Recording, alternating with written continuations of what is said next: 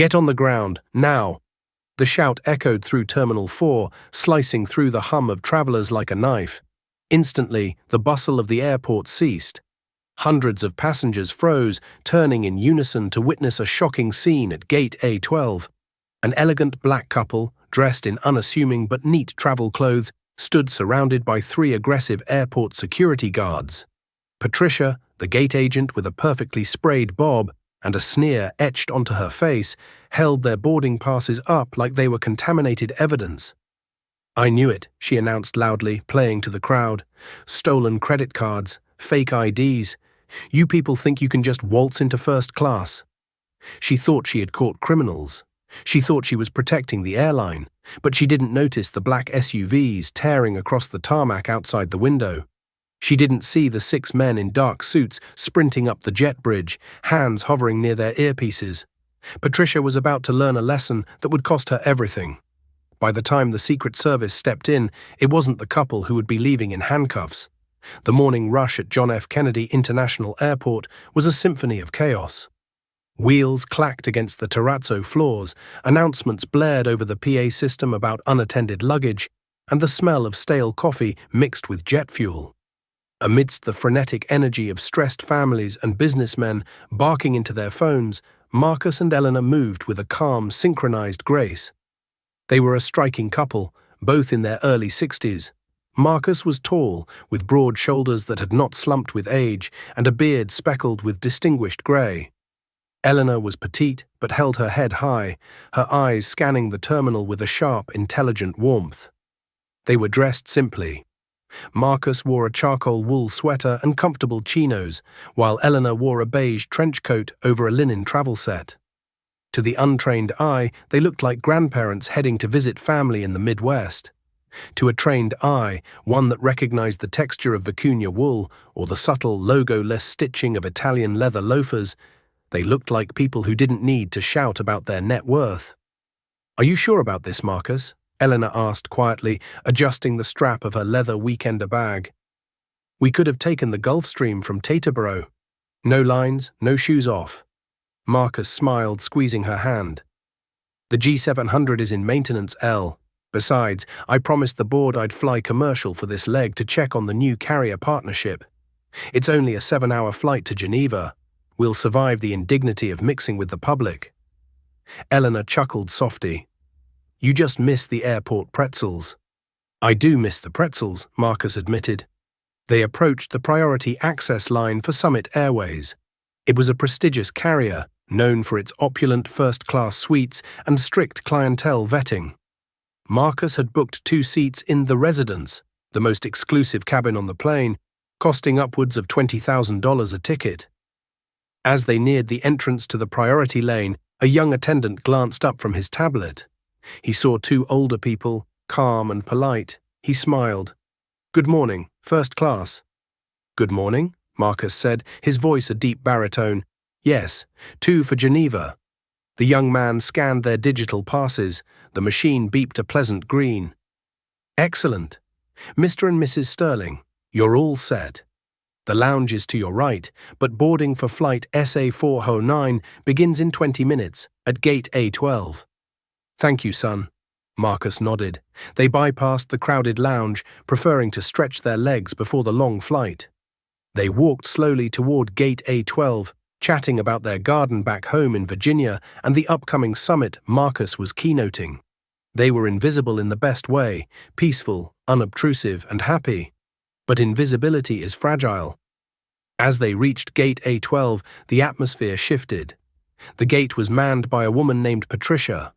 She was in her late 40s, wearing a Summit Airways uniform that was a size too tight. With a name tag that gleamed under the fluorescent lights, Patricia didn't look like someone enjoying her job. She looked like a predator scanning the herd for a weak link. She was currently berating a young mother for a carry-on bag that looked an inch too wide. When the mother apologized, Patricia rolled her eyes and slapped a check luggage tag on the bag with aggressive force. "Next," Patricia barked, not looking up. Marcus stepped forward, presenting the 2 boarding passes. "Good morning." Patricia looked at the passes on the counter. First class, the Residence. Then she looked up. Her eyes raked over Marcus's comfortable sweater, then darted to Elena's simple trench coat. She looked at their skin color. She looked back at the tickets. The calculation in her eyes was instant and icy. "Please step aside," Patricia said, her voice dropping the customer service veneer entirely. Marcus frowned slightly. "Is there a problem? We're boarding Group 1. "I said step aside," Patricia repeated louder this time. She signaled to a security guard standing a few yards away, a burly man named Officer Brock, who had his thumbs hooked into his belt loop, looking bored. "Brock, I need you over here." Elena stepped closer to her husband. "Excuse me, miss, we have valid tickets. Why are we being asked to step aside?" Patricia let out a short, derisive laugh. "Valid tickets? We'll see about that. People usually don't buy $40,000 tickets with cash unless they're drug dealers or they stole a credit card. And you two don't look like tech CEOs to me." The air around the gate seemed to freeze. Marcus's expression didn't change, but his eyes hardened. "I suggest you check your system again, madam, and I suggest you watch your tone." "Don't threaten me," Patricia snapped, her face flushing. "Brock, hold them here. I'm calling the fraud department. These passes are obviously forged." The commotion had begun to attract attention. Travelers in the waiting area looked up from their phones. A few lowered their newspapers. The sight of a uniformed agent accusing two older passengers of fraud was better entertainment than anything on Netflix. Officer Brock lumbered over. He was a man who enjoyed the small amount of power his badge gave him a little too much. He didn't carry a gun, but he carried a taser and a heavy baton, and he walked with the swagger of a Wild West sheriff. "What's the issue, Pat?" Brock asked, chewing on a toothpick. "Forgery," Patricia declared, pointing a manicured finger at Marcus. "And probably identity theft. Look at them. They're trying to board the residents. Do they look like residents' passengers to you?" Brock looked Marcus up and down. He saw a black man in a sweater. He didn't see the man who had advised 3 presidents. He didn't see the man whose signature could move markets. He just saw a target. "Sir," Brock said, stepping into Marcus's personal space, "I need to see ID, now." "I have already shown my passport at check-in," Marcus said, his voice eerily calm, "and at TSA. I will not show it again to a gate agent acting on prejudice." "Oh, we got a lawyer here," Brock sneered, turning to the crowd which was now openly staring. Some people were filming with their phones. "Sir, if you don't produce ID, I'm going to consider you a trespasser in a federal secure zone. That's an arrestable offense." "Marcus," Eleanor whispered, touching his arm, "just show him. It's not worth missing the flight." "It's the principal, Elle," Marcus said, though he reached into his pocket and pulled out his wallet. He extracted his passport, a diplomatic passport, dark blue with gold lettering, and handed it to Brock. Brock took it, flipped it open, and squinted. He frowned. "Diplomatic courier? What is this fake junk? You print this off the internet?" "That is a government-issued document," Marcus said. "I advise you to handle it with care." Patricia snatched the passport from Brock's hand. She looked at the photo, then at Marcus. "Marcus Sterling, never heard of you. If you were a diplomat, you'd be flying private or have an escort. You're just some scammer trying to sneak into luxury." She threw the passport back onto the counter. It slid off the edge and fell to the floor. A collective gasp went through the crowd. Disrespecting a passenger was one thing, throwing their documents was another. "Pick it up," Marcus said. The temperature in his voice dropped 10 degrees. "Make me," Patricia challenged, crossing her arms. "I've already flagged your tickets in the system. You aren't getting on this plane. In fact, you aren't leaving this airport until the police run your prints. I bet you have warrants. This is ridiculous." A passenger from the line, a young woman in a business suit, stepped forward. "He gave you his ID. Just let them board. You're holding up the whole flight. Mind your business, or you won't be flying either," Patricia shouted at the woman. The young woman shrank back, silenced by the threat. Patricia turned back to Marcus, a triumphant smirk on her face. "See? Nobody wants you here. You're disrupting the peace. Brock, search their bags. I bet we find the stolen credit cards in there." "You have no right to search our bags without a warrant or probable cause," Marcus stated firmly. "This is an airport," Brock said, unclipping his baton. "I am probable cause. Open the bag, old man, or I open it for you."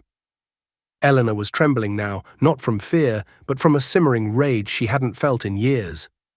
"Marcus, call him." "Not yet," Marcus said, his eyes locked on Patricia.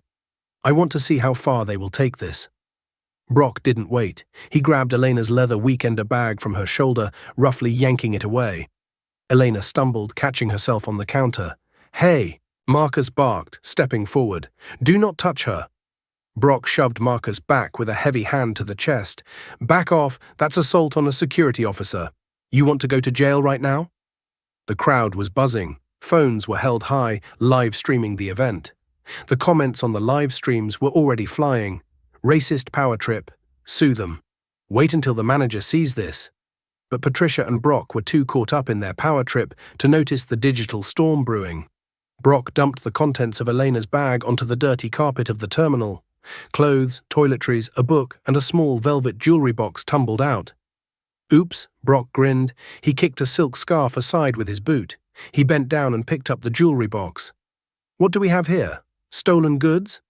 "Put that down," Elena said, her voice sharp. "That is a family heirloom." Brock popped the box open. Inside sat a vintage brooch, encrusted with diamonds and sapphires, shaped like a falcon. It was exquisite. It looked like it belonged in a museum. "Yeah, right," Patricia scoffed, peering over the counter. "Like you can afford that. That's probably glass. Or you snatched it from a jewelry store downtown. I'm calling the airport police. This is grand larceny." Patricia picked up the phone at the gate desk. "Operations? This is Gate A12. I have 2 suspects in custody. High-level fraud, possible theft of high-value goods. Send the police, and tell the pilot to offload their luggage from the hold." She hung up and looked at Marcus with a sneer that curdled the air. "Game over. You thought you could trick me. I've been working this gate for 15 years. I can spot a fake from a mile away." Marcus looked at his watch. He sighed, a sound of deep disappointment. 15 years, he repeated. "And in all that time, you never learned to look at the passenger manifest properly." "I don't need to look at the manifest to know you don't belong in seat 1A, Patricia spat. "Actually," a deep voice boomed from the jet bridge door behind Patricia. "He does." Patricia spun around. The pilot, Captain Reynolds, was standing there. He looked furious. "Patricia, what in God's name is going on? We are 20 minutes past departure time. Why is Mr. Sterling not on board?" "Captain," Patricia said, her voice dropping to a sycophantic whine, "I caught them. These 2 are frauds, stolen tickets, fake passports. I'm protecting the flight." Captain Reynolds looked at Marcus, then at the mess on the floor. His face went pale. He didn't look at Marcus like a criminal, he looked at him like he was royalty. "Patricia," the captain hissed, "do you know who this is?" "A scammer," she insisted, though her confidence wavered slightly. "This is Marcus Sterling," the captain said, his voice trembling slightly. "He owns the holding company that bought our airline last week." Silence, absolute, suffocating silence descended on Gate A12. Patricia's mouth opened, but no sound came out. She looked at Marcus, the man in the wool sweater, the man she had just accused of being a drug dealer, the man whose wife's bag was dumped on the floor. "He owns the airline," Patricia whispered.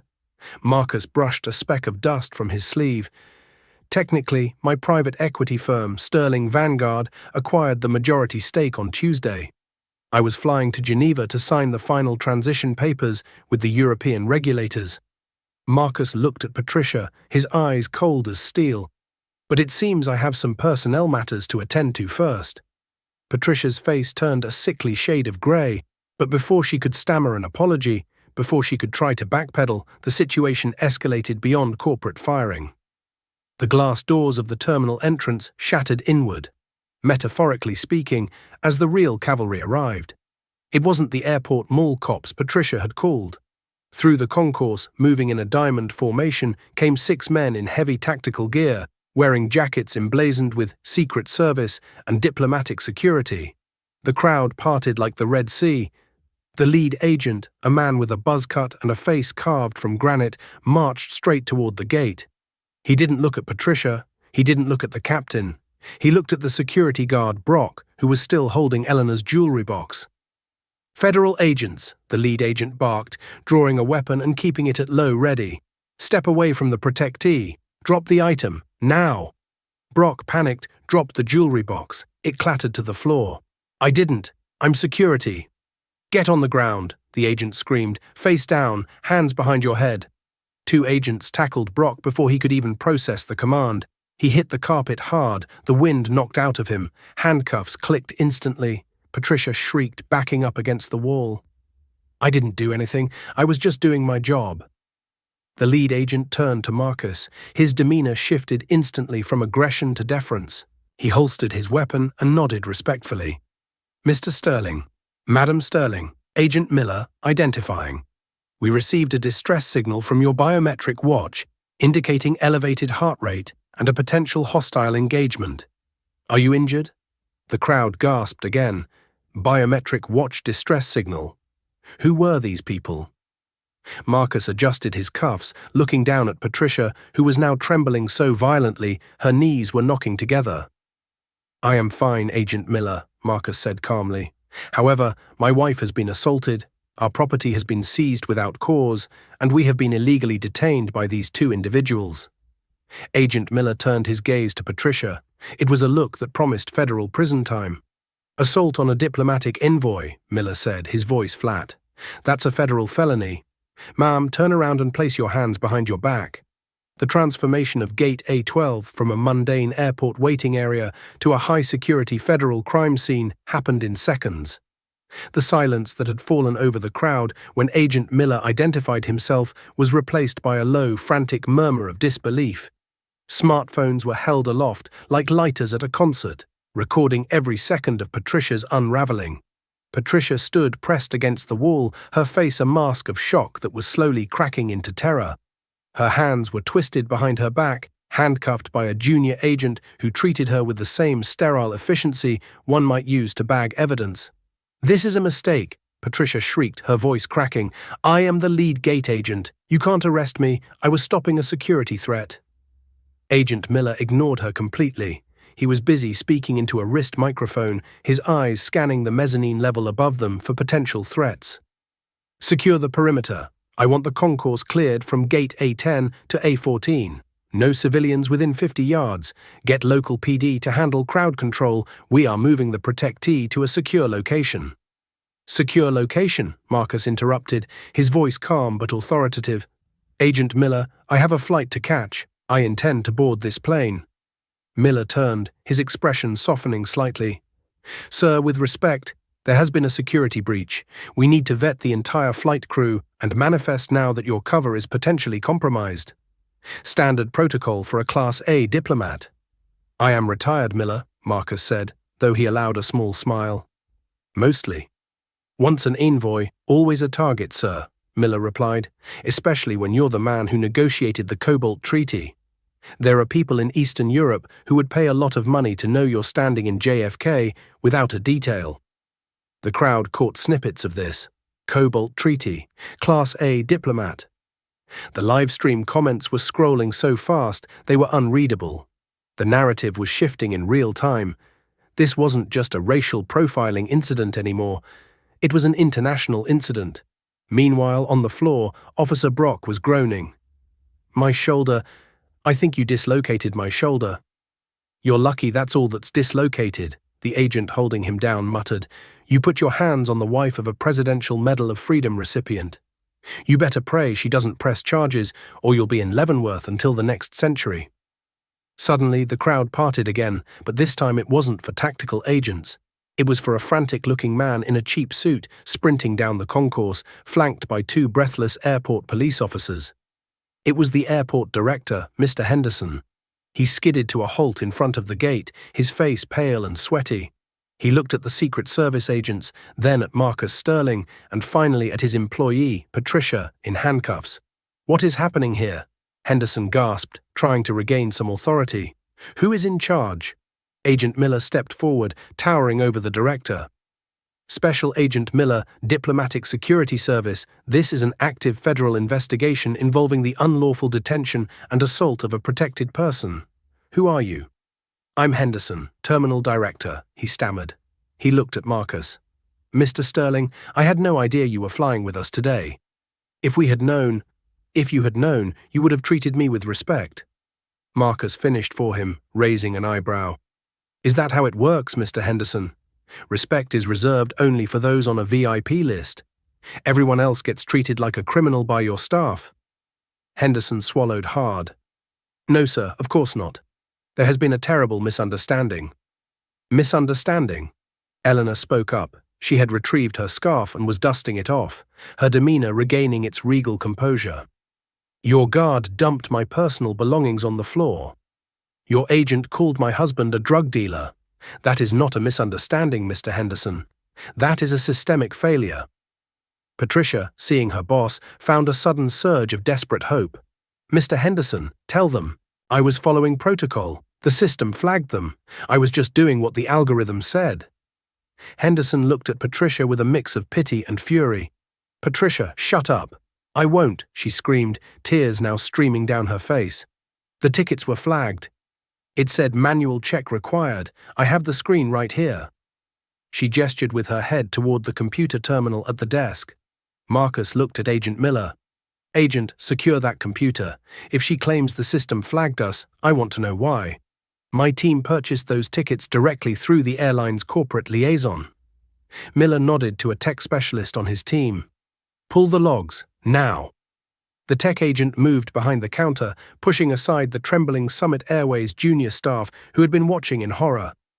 He plugged a device into the terminal, lines of code reflected in his sunglasses. "Well?" Marcus asked, crossing his arms. The tech agent frowned. He tapped a few keys, then he looked up, a confused expression on his face. "Sir, the tickets weren't flagged by the airline's automated security system," the agent reported.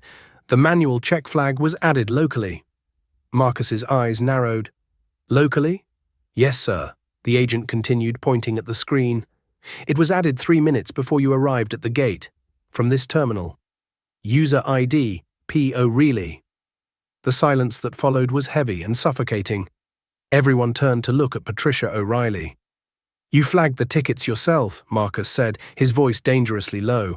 "You created the problem so you could solve it." Patricia's face went white. She opened her mouth to speak, but no sound came out. "Why?" Eleanor asked, genuinely baffled. "Why would you do that?" It was the pilot, Captain Reynolds, who spoke up from the doorway of the jet bridge. He had been watching the scene unfold, and now a look of dawn realization crossed his face.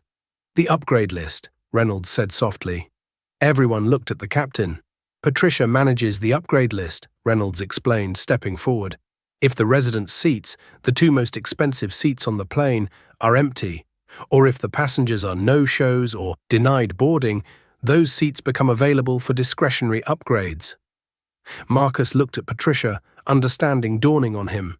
"You wanted to kick us off so you could give our seats to someone else." "Not just give," Agent Miller surmised, his eyes cold. "Sell. We see this in fraud cases all the time. Gate agents taking cash bribes under the table to bump friends or high-paying illicit flyers into first class. Patricia, who is waiting in the wings for those seats." Patricia started to sob. "I didn't take money. Just a favor." "Check the standby list," Miller ordered the tech agent.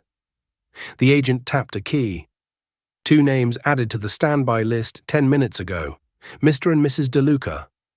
A heavy-set man in a flashy tracksuit who had been hovering near the back of the line trying to look inconspicuous suddenly turned and tried to walk away briskly. "Grab him," Miller said effortlessly. 2 agents intercepted the man in the tracksuit. "I don't know her," the man shouted. "I just wanted an upgrade."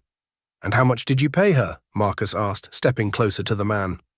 $2 grand, the man blurted out, terrified of the federal agents. "She said if I gave her $2 grand cash, she'd bounce the people in 1A and 1B. Said they were nobodies who wouldn't fight back." The revelation hung in the air like toxic smoke. Patricia hadn't just profiled them, she had actively framed them to run a grift. She had looked at Marcus and Elena, judged them based on their race and quiet demeanor, and decided they were easy victims for her scam. "You targeted us," Marcus said, his voice shaking with controlled rage, "because you thought we didn't belong. You thought we were weak."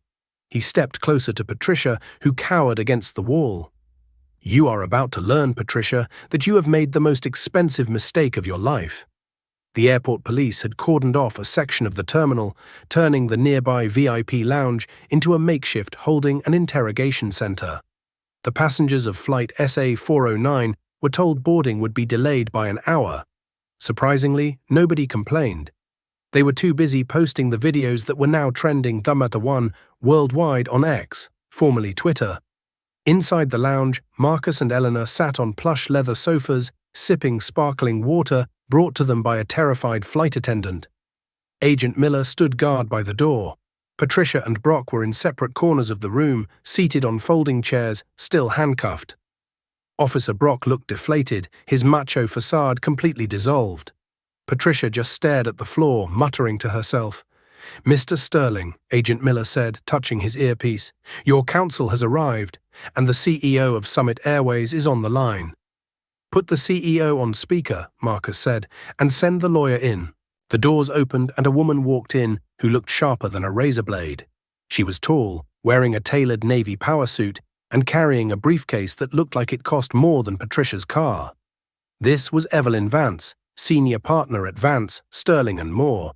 She was known in legal circles as the Guillotine. "Marcus, Eleanor," Evelyn said, nodding briskly. She didn't waste time with pleasantries. She looked at the two detainees. "Are these the defendants?" "They are," Marcus said. Agent Miller placed a conference phone on the table. "Mr. Sterling, you have Richard Thorne, CEO of Summit Airways." "Marcus." The voice on the phone was frantic. "Marcus, I am so sorry. I'm in London, I just saw the videos. This is a catastrophe. I am firing them both immediately. We will issue a public apology within the hour. Please tell me you aren't pulling the acquisition." Marcus leaned forward toward the phone. "Richard, you know I don't make business decisions based on emotion. The acquisition stands." A sigh of relief audible from London. "Thank God. However," Marcus continued, his voice hardening, "I am making a personnel decision. Effective immediately, I want a complete audit of every gate agent at JFK. If this woman felt comfortable doing this to me, she has done it to others. I want to know who else she has defrauded, who else she has profiled, and who else she has humiliated." "Done," Richard said instantly. "We'll bring in forensic accountants. We'll turn the place upside down." "And Richard," Marcus added, "I want you to listen to what happens next. Don't hang up." Marcus nodded to Evelyn. She opened her briefcase and pulled out a stack of documents. She walked over to Patricia. "Ms. O'Reilly," Evelyn began, her voice crisp, "I represent Mr. Sterling, but right now I'm going to give you a preview of your future." Patricia looked up, eyes red. "I lost my job. I get it." "Oh, you think this ends with unemployment?" Evelyn laughed, a cold, dry sound. "That is adorable. Let me explain the concept of hard karma to you." Evelyn held up a finger. 1. Federal charges. You falsified security data to facilitate wire fraud. That falls under the Computer Fraud and Abuse Act. You also conspired to commit larceny by taking a bribe. Since this occurred in an international airport, that is federal jurisdiction. My friends at the Southern District of New York, the SDNY, are already drafting the indictment. You're looking at 10 to 15 years in prison." Patricia gasped, a strangled sound escaping her throat. 2, Evelyn continued, holding up a second finger, "Civil litigation. We are suing you personally for defamation of character, intentional infliction of emotional distress, and civil rights violations. We will attach a lien to your home, your car, and your future wages. You will never own anything again. Any penny you make for the rest of your life will go to a charity of Mr. Sterling's choosing." "I have a pension," Patricia whispered weakly. 15 years. "Gone," Evelyn said simply. "Under the faithless servant doctrine in New York labor law, an employee who engages in fraud and criminal misconduct against their employer forfeits all compensation earned during the period of disloyalty. Summit Airways will claw back every salary dollar and pension credit you accrued while you were running this scam. You are leaving here with zero." Patricia slumped forward, putting her head in her hands. The reality was setting in. It wasn't just a bad day. It was the end of her life as she knew it. Evelyn turned to Brock. The security guard flinched. "And you," Evelyn said, looking at him like he was a stain on the carpet. "Mr. Brock, you are a contractor, correct? Private security firm?" "Yeah," Brock grunted. "I was just following her orders." "Following orders is not a defense for assault," Evelyn corrected. We checked your record while I was in the car. It seems you were discharged from the NYPD 6 years ago for excessive force. You managed to keep your security license by burying that file." Brock's eyes widened. "How did you—" "We know everything," Evelyn said. "Mr. Sterling has resources you cannot comprehend. We are going to ensure your security license is permanently revoked in all 50 states. You won't be able to get a job guarding a mall kiosk. And, like Ms. O'Reilly, you will be facing assault charges. The Secret Service takes a very dim view of people who touch their protectees." Marcus stood up. He walked over to the two of them. He didn't yell, he didn't scream. He looked at them with a profound sadness. "You had power," Marcus said quietly. "A tiny amount of power, a badge, a computer login. And instead of using it to help people, or just to do your job, you used it to hurt people you thought were beneath you." He looked at Patricia. "You judged me by the color of my skin and the clothes on my back. You thought I was nobody. But even if I was nobody, even if I was just a grandfather visiting his family, did I deserve to be humiliated? Did my wife deserve to have her things thrown on the floor?" Patricia didn't answer. She couldn't. "That is why you are going to jail," Marcus said. "Not because I am rich, but because you are cruel. And cruelty must be answered." The door to the lounge opened. 4 NYPD officers entered, followed by 2 federal marshals. "All right," one of the marshals said. "O'Reilly, Brock, you're coming with us. Federal processing." As they were hauled up, Patricia looked at Marcus one last time. "Please," she begged, "I have kids." "Then you should have set a better example for them," Eleanor said, her voice shaking but firm. As Patricia and Brock were led out of the lounge, the reality of the public spectacle awaited them. They had to walk back through the terminal to get to the police cruisers. It was a walk of shame of biblical proportions. The delay of Flight SA-409 meant that hundreds of passengers were still there. And the crowd had grown. People from other gates had wandered over, drawn by the news on social media. As Patricia was marched out in handcuffs, flanked by federal marshals, the terminal erupted. It wasn't cheering exactly, it was a roar of vindication. Flashbulbs popped, phones recorded. "That's her," someone shouted. "That's the racist lady." "Enjoy prison," another voice yelled. Patricia kept her head down, shielding her face with her shoulder, but she couldn't hide. Her name was already trending. Her face was on CNN in the airport bars. The video of her sneering at Marcus was playing on a loop on the news monitors above her own head. The irony was brutal. The technology she had tried to abuse, the surveillance, the systems, had turned on her. Back at Gate A12, the atmosphere had shifted from tension to celebration. Agent Miller and his team were conducting a final sweep of the jet bridge. Marcus and Eleanor stood at the counter where a new gate agent, a young woman who was trembling with nervousness, was printing new boarding passes. "I am so sorry, Mr. Sterling," the young agent said, her hands shaking. "Here are your passes. Seat 1A and 1B. We have also loaded a bottle of Dom Perignon 2008 on ice for you." "Thank you, my dear," Marcus said kindly. "What is your name?" "Sarah," she whispered. "Sarah." Marcus smiled. "Relax. You are doing a fine job. Just treat everyone who comes to this counter the same, whether they are wearing a tuxedo or a tracksuit. That is all anyone asks." "Yes, sir," Sarah beamed.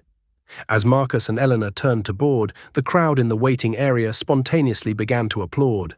It started with a few claps from the young mother Patricia had yelled at earlier, and soon the whole gate was clapping.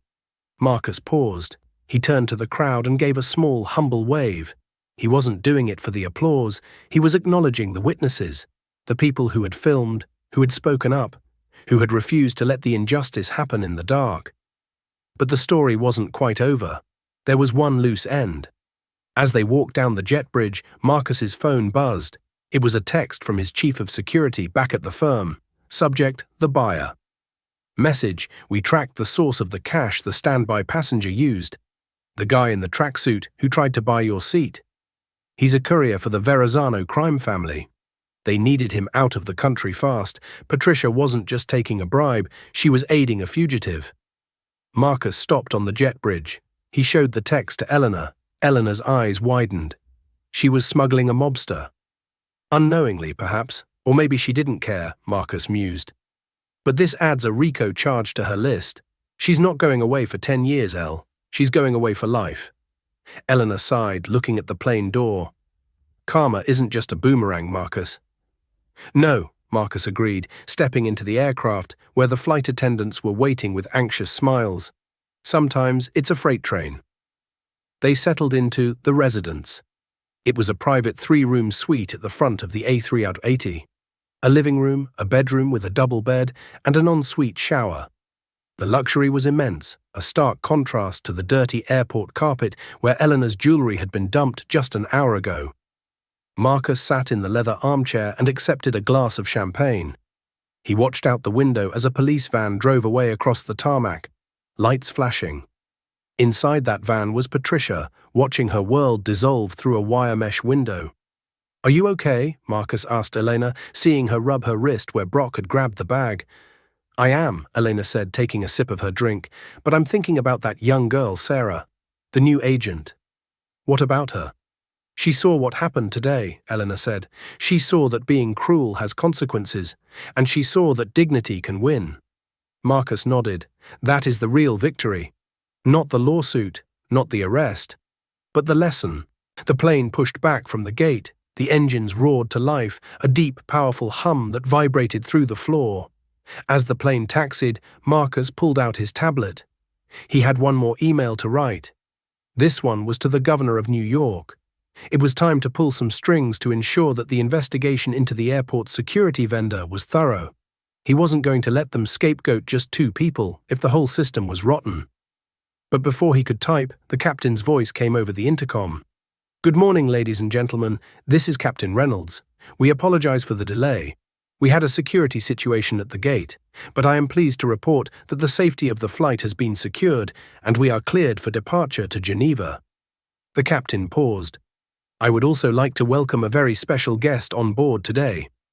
A man who reminded us all this morning that character is defined by actions, not appearance. Welcome aboard, Mr. Sterling." Marcus chuckled, shaking his head. "He's laying it on a bit thick." "Enjoy it," Elena smiled, leaning over to kiss his cheek. "You saved the day, 007. "I just wanted to go to Geneva," Marcus grumbled playfully. But as the plane lifted off, soaring over the sprawl of Queens and banking over the Atlantic Ocean, Marcus knew it wasn't just about Geneva. It was about the message sent. However, the hard karma had one final twist in store for the antagonists, one that would be revealed when they landed. The wheels of justice grind slowly, but as the old proverb says, they grind exceedingly fine. For Patricia O'Reilly and Officer Brock, the year following the incident at Gate A12 was not a slow grind, it was a dissection. 12 months later, the Federal District Court in Manhattan was packed. The media interest hadn't waned. If anything, it had intensified. The Sterling incident, as it was now called in legal textbooks, had become a landmark case regarding consumer rights, racial profiling, and aviation security. Patricia sat at the defense table. She looked 20 years older. Her hair, once dyed a fierce blonde and sprayed into a helmet, was now grey and limp, pulled back into a messy bun. She wore a beige prison jumpsuit, having been denied bail due to the flight risk associated with her accidental connection to the Verrazano crime syndicate. Her lawyer, a weary public defender who looked like he hadn't slept in a week, was shuffling papers with a sense of doom. Across the aisle, the prosecution team sat confident and poised. And in the gallery, sitting in the front row, were Marcus and Elena Sterling. They didn't have to be there. They had already won the civil lawsuit 3 months prior, a judgment of $4.5 million for defamation and emotional distress, a sum that ensured Patricia would be in debt for 3 lifetimes. But Marcus had insisted on coming to the sentencing. "Why?" Eleanor had asked him that morning. "Because," Marcus had replied, fixing his tie in the mirror. "She needs to see that we are still standing. She needs to see that her hate didn't break us." Judge Harrison, a stern woman known for her zero-tolerance policy on corruption, banged her gavel. The room went silent. "Patricia O'Reilly," the judge began, her voice echoing off the mahogany walls. "You stand before this court convicted of wire fraud, conspiracy to commit larceny, and civil rights violations. But your crimes go beyond the statutes." Patricia trembled, tears leaking from her eyes. She looked back at the gallery, hoping to see her husband. But the seat was empty. Her husband had filed for divorce 2 weeks after the arrest, unable to handle the public shame and the seizure of their assets. Her children, bullied relentlessly at school because their mother was the airport Karen from the viral videos, had moved to another state with their father. She was utterly alone. "You held a position of trust," the judge continued. "You were the gatekeeper. And you used that gate to exact a petty, prejudiced tyranny. You profiled Marcus and Elena Sterling not because they were a security threat, but because their excellence offended your mediocrity." The judge adjusted her glasses. "Furthermore, your greed inadvertently aided a known fugitive. While the court acknowledges you did not know the specific identity of the man in the tracksuit, your willingness to bypass federal security protocols for a bribe created a national security risk. That is unforgivable." "I'm sorry," Patricia whispered, her voice barely audible. "I just want to go home." "You don't have a home, Ms. O'Reilly," the judge said coldly. "The bank has foreclosed on your property to satisfy the civil judgment. Your sentence is as follows." The courtroom held its breath. On the count of wire fraud, 5 years. On the civil rights violations, 3 years. On the conspiracy charge, 4 years. These sentences are to run consecutively. Patricia let out a guttural sob. 12 years. She would be 60 years old when she got out. "And," the judge added, delivering the final blow, "you are hereby permanently placed on the federal no-fly list. You will never step foot in an airport again. Not to work, not to travel. You are grounded, Ms. O'Reilly, permanently." As the marshals hauled Patricia away, she looked at Marcus. There was no defiance left in her eyes, only a hollow, crushing regret. Marcus met her gaze with a stoic expression. He didn't smile. He didn't gloat. He simply watched her disappear through the side door, a ghost of her former self. The fate of the muscle officer. Brock did not fare much better. While his prison sentence was shorter, 3 years for assault and obstruction of justice, his life outside was equally ruined. Because of his law enforcement background, Brock couldn't be placed in the general population at the federal penitentiary. He would have been killed by the inmates. He was placed in protective custody, essentially solitary confinement, for 23 hours a day. He lost his pension. He lost his truck. But the hardest hit came from the civil side. Evelyn Vance, Marcus's ruthlessly efficient lawyer, had discovered that Brock had been moonlighting as a security consultant without a license. She had tipped off the IRS. By the time Brock was released, he would owe the government over $200,000 in back taxes and penalties.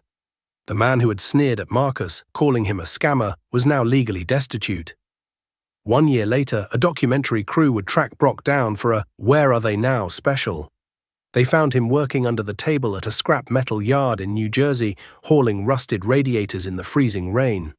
When the reporter asked him, "Do you regret what you did to Mr. Sterling?" Brock didn't bluster or brag. He just looked at the camera, his eyes dead and tired, and said, "I regret waking up that morning. I regret everything." The legacy of dignity. While the lives of their tormentors crumbled into dust, Marcus and Elena Sterling turned their experience into something luminous. They didn't keep the $4.5 million judgment money.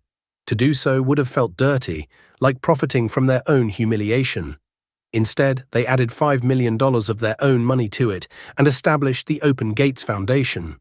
The foundation had a dual purpose: providing legal defense for travelers who were victims of racial profiling and funding scholarships for minority students entering the fields of aviation and aerospace engineering. 1 year to the day of the incident, Marcus and Elena stood in the atrium of the very same airport, JFK Terminal 4. But this time, they weren't being stopped by security, they were being honored. A massive new mural had been unveiled on the wall near Gate A12. It depicted a diverse group of travelers looking up at the sky, with the words "Dignity has no borders" painted in gold leaf. The CEO of Summit Airways, Richard Thorne, stood at the podium. "We made a mistake a year ago," Thorne told the assembled press. "A terrible mistake, but thanks to the grace and leadership of Marcus and Elena Sterling, we have transformed our company culture."